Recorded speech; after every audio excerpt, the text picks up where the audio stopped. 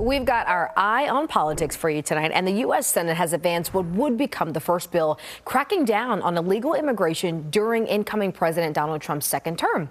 The Laken Riley Act is named after a Georgia woman who was murdered last year by a man who illegally entered our country. Eye on Politics reporter Jack Fink in studio. Jack, can you tell us more about what this bill would do? Hey there, Nicole. If passed, those in the country illegally who are accused of crimes such as burglary, theft, and shoplifting would be detained by federal authorities. Texas Senator John Cornyn passed an amendment to the bill earlier this week that would require an immigrant who assaulted law enforcement officers to be held by the feds as well. There was a lot of outcry by conservatives last year after a man in the country illegally was accused of killing Laken Riley, who was a nursing school student in Georgia. There is bipartisan support for this bill in the Senate. The House previously approved the measure, but will have to vote on it again because of Senator Cornyn's amendment.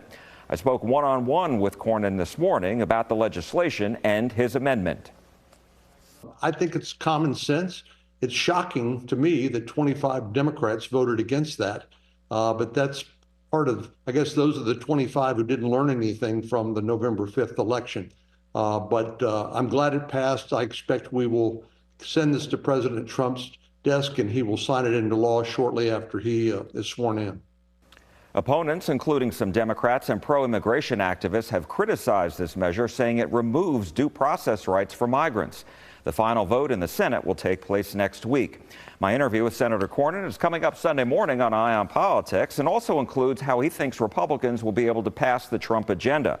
Also coming up on the show, we'll talk about a new Texas bill that would make it easier for a border wall to be built in the state and why Republicans remain divided in the Texas House after the election of a new speaker.